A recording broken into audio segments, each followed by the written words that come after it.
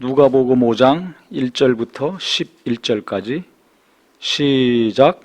무리가 몰려와서 하나님의 말씀을 들을새 예수는 게네사렛 호숫가에 서서 호숫가에 배 두 척이 있는 것을 보시니 어부들은 배에서 나와서 그물을 씻는지라. 예수께서 한 배에 오르시니 그 배는 시몬의 배라.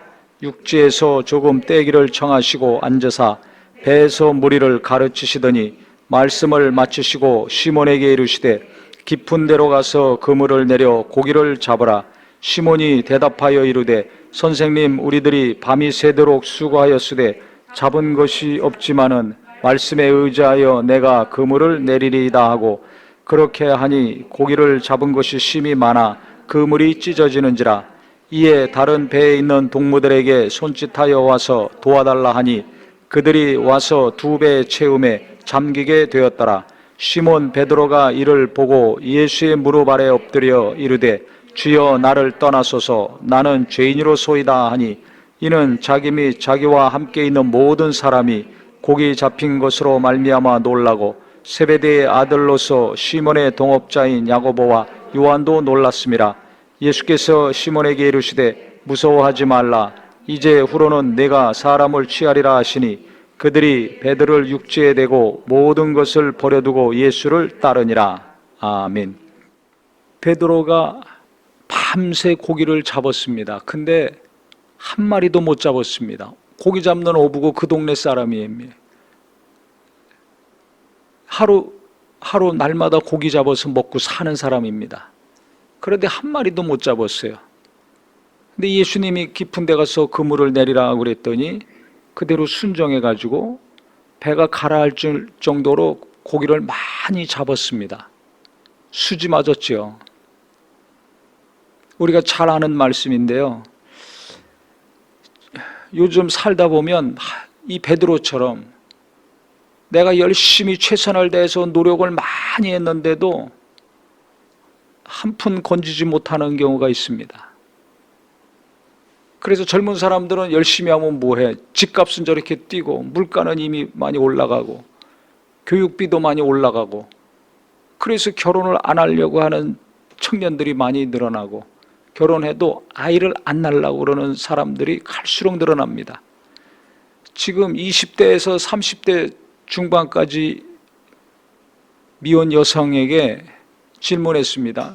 결혼과 출산이 필수라고 생각하느냐?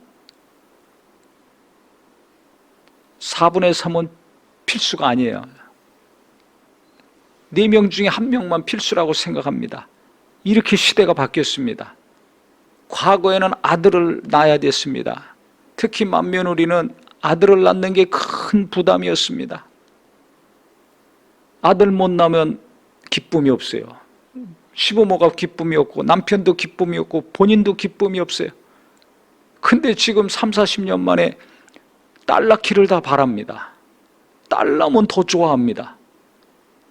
완전히 바뀌었습니다. 자식을 낳는 게 얼마나 큰 기쁨입니까?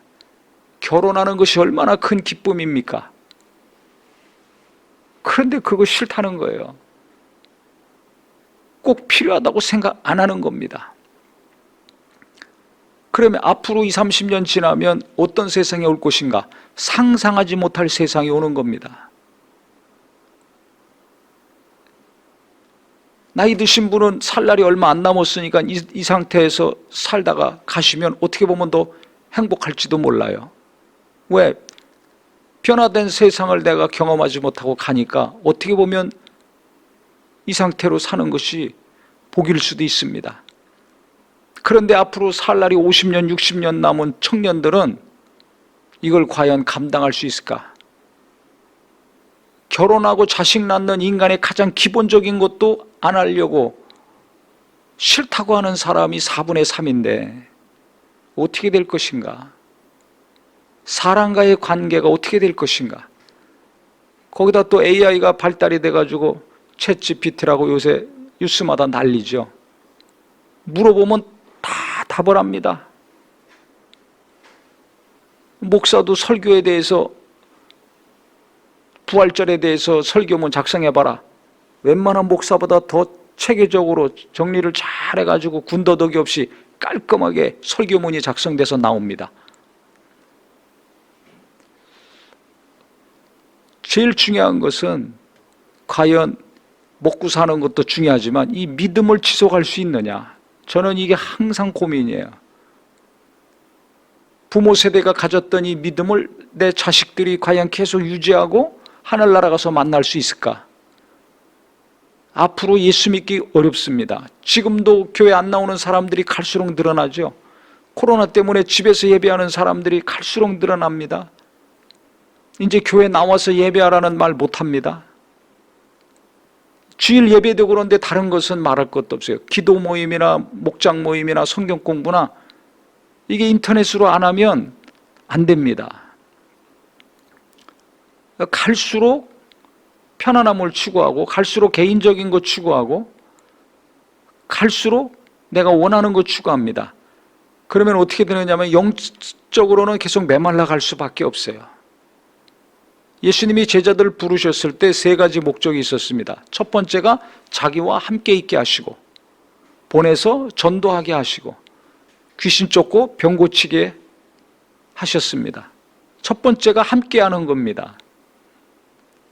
이 땅에 육체를 입고 우리와 함께 하셨고, 제자들을 부르신 다음에도 그들과 항상 함께 하셨습니다. 성령 받은 다음에도 사도행전 2장에 잘 나와 있죠. 성령 받은 그 많은 사람들이 날마다 모이기를 힘쓰고 함께 했습니다. 함께하는 게 그래서 중요합니다.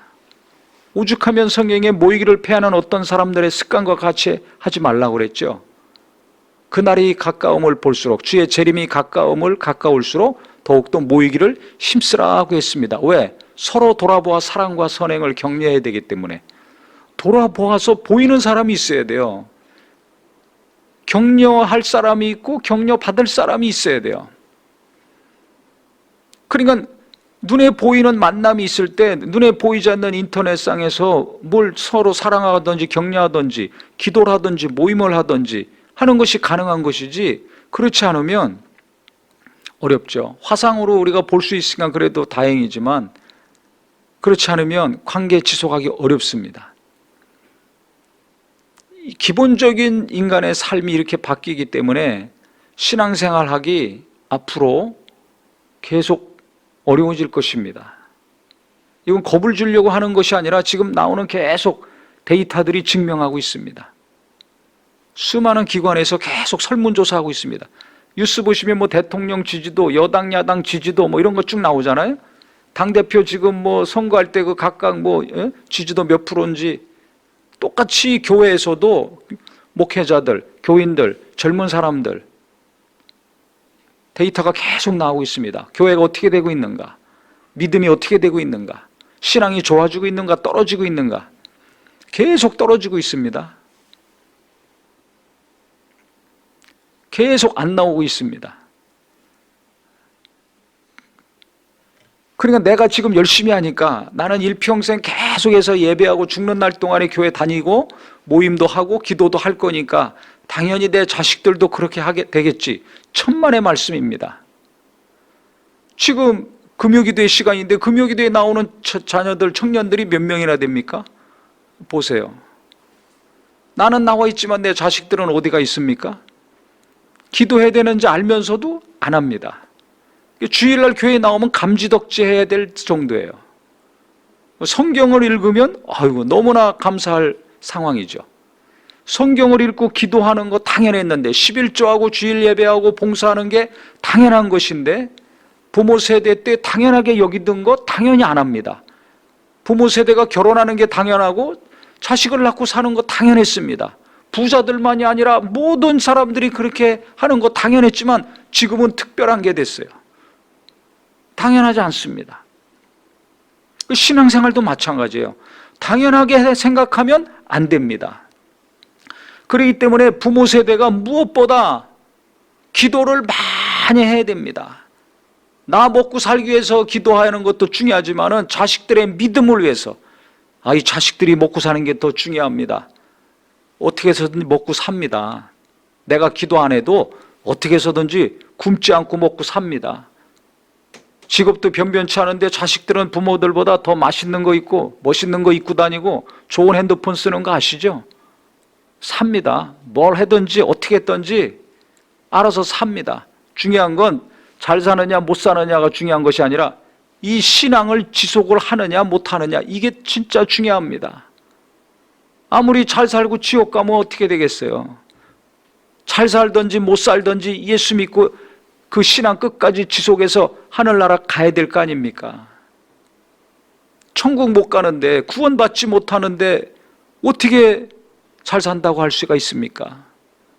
뭐가 잘 사는 건지 이 개념부터 우리 부모 세대들이 분명해졌으면 좋겠어요.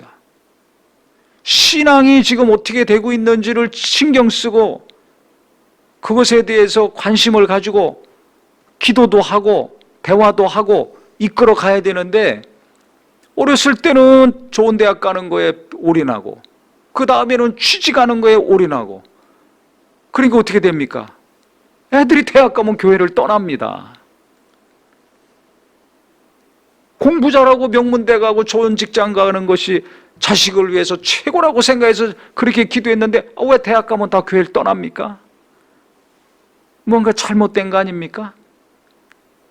근데 이걸 아직도 몰라요. 그걸 보면서도 젊은 엄마들은 그냥 자녀 교육에 있어서 노심초사 애가 탑니다. 20년 동안 그거 신경 쓰다 보니까 애들이 20살 돼서 대학 가면 다 교회 떠납니다. 믿음을 잃습니다. 그때 변화돼서 다시 회개하고 돌아오는 사람들도 있지만 대부분의 사람들이 그래요. 전에도 말씀드렸죠. 청소년들, 청년들, 대학생들 앞으로 교회 다닐 거냐? 안 다닐 거다. 이 숫자가 대단히 많습니다. 당장 떠날 거다. 있습니다. 지금은 부모랑 같이 다니고 친구랑 같이 다니지만 앞으로 몇 년 이후에 신앙이 유지가 될 것인가? 장담할 수가 없어요. 어떤 부모도 장담할 수가 없어요. 그래서 이 믿음에 관한 것만큼은, 신앙에 관한 것만큼은 날마다 깨어서 기도해야 될 제목이라고 생각합니다. 이거를 가장 중요하게 여겼으면 좋겠어요. 좋은 학교 보내고 대기업 출장하고 집 한 칸 마련하고 일평생 경제적으로 넉넉한 삶을 살게 하는 것보다 더 중요한 것은 예수 믿는 믿음, 하나님 믿는 믿음, 예배하는 믿음, 기도하는 믿음, 성경 보고 은혜 받고 성령으로 인도함 받는 신앙생활을 일평생 지속하다가 주님 만나는 자 되게 해달라고 간절히 죽는 날까지 기도해야 될 것입니다. 이것보다 더 중요한 것은 없어요. 그래서 저는 세상이 뭐 이것이 나타나고 저것이 나타나고 이게 바뀌고 저것이 바뀌고, 그래서 수많은 사람들이 혼란에 빠지고 갈 바를 알지 못할 때마다 더 분명하고 확실한 것은 예수 제대로 믿어야 된다. 예수 잘 믿어야 된다. 누가? 지금 예수 잘 믿는 사람들이. 내가 예수 제대로 믿어야 그 영향을 가정에서 자녀들이 받고 교회에서 믿음이 연약한 사람들이 보고 배워서 조금이라도 나 때문에 우리 때문에 예수님께 가까이 갈 거 아닙니까? 그래서 사는 것이 어렵고 공부하는 것이 힘들고 취직하는 것이 절망적이라 할지라도 절망이 올 때마다, 슬픔이 닥칠 때마다, 속이 터지고 괴로울 때마다 더 하나님을 가까이 하는 저와 우리 모두가 되기를 바랍니다.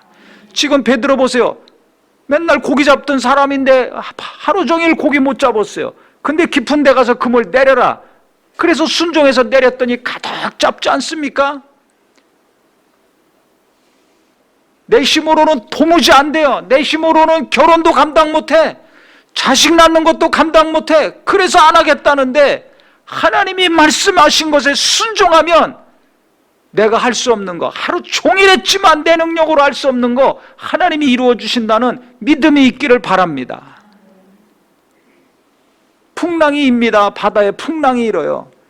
근데 주여 주시면 나를 물 위로 오라 하소서. 오라 그러니까 베드로가 물 위로 걸어가죠. 어떻게 바다를 걸어갑니까? 있을 수 없는 일입니다. 그런데 와라 그 말씀에 순종했더니 물 위를 걸어갑니다. 성경 말씀에 순종하면, 하나님 말씀에 순종하면 내가 할 수 없는 거, 천지 만물도 복종하고 하나님 말씀이 그대로 이루어진다는 믿음이 필요합니다. 믿음이 필요해요. 뭘 믿어요? 하나님 믿는 거죠. 그럼 보이지 않는 하나님 뭘 믿습니까? 하나님 말씀을 믿는 겁니다. 성경 말씀을 믿는 겁니다. 그래서 우리가 시간이 가면 갈수록 내가 성경을 더 가까이 하고 이 말씀을 더 확실히 믿는 믿음이 있기를 예수 이름으로 축원합니다. 인터넷만 열심히 보지 마시고요. 그거 봐야 되겠지만 성경 말씀을 보고 믿어야 돼요. 듣고 믿어야 돼요. 아, 나 다 믿는데요? 뭘 다 믿어요? 진짜 우리가 하나님 말씀 믿으면 내 마음이 평안합니다. 근데 불안하잖아요. 진짜 하나님 말씀 믿으면 내가 앞날에 대해서 염려하고 근심하지 않습니다. 근데 날마다 염려하고 근심하잖아요. 그건 뭘 의미합니까? 우리는 항상 말씀이 필요한 존재입니다. 밥을 오늘 잘 먹어도 몇 시간 지나면 배고파서 또 먹어야 되죠? 안 먹어보세요. 힘이 쪽쪽 빠집니다.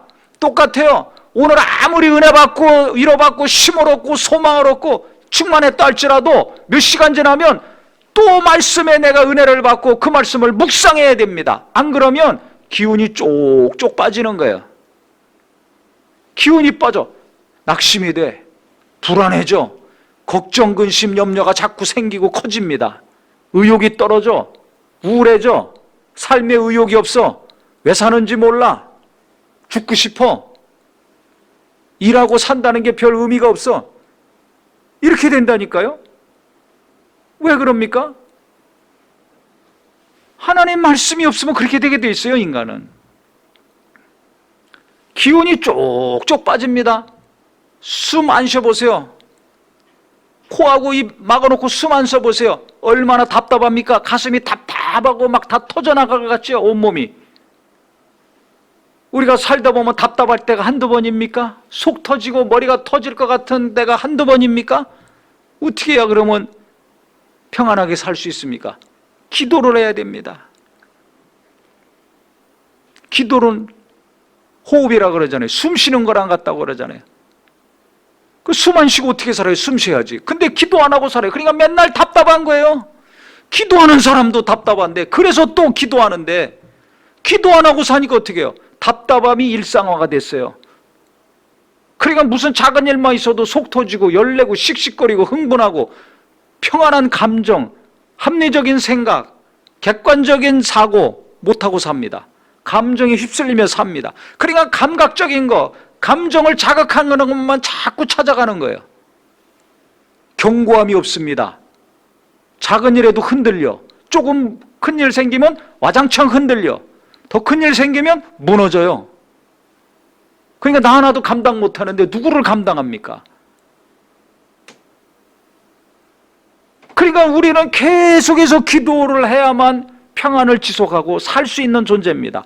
계속해서 말씀이 공급돼야지만이 평안을 얻고 안정감을 가지고 살 수 있는 존재입니다. 배부르고 등 따뜻한 것만으로는 살 수가 없어요. 영혼이 있기 때문에 그렇습니다. 우리가 영혼이 없으면 성경에서 기도해라 이 소리 할 필요가 없습니다. 성령 받아라 이 말이 필요가 없습니다. 성령 충만해라 그 말 필요 없습니다. 맛있게 먹어라, 좋은 데 가라, 멋있는 거 입어라, 좋은 집에 살아라 이런 얘기만 있겠죠. 그런데 성경에 그런 거 없습니다. 기도해라, 말씀 봐라, 그 말씀을 믿어라, 성령 받아라, 성령 충만해라. 왜? 영혼이 있기 때문에 그래요. 성령은 우리 영에 오시잖아요. 기도는 내 영이 하는 것입니다. 말씀은 생명이고 영이라고 그랬어요.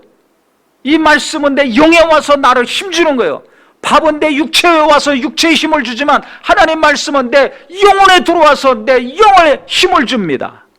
내 영이 숨쉬고 살려면 하나님께 기도해야 돼요.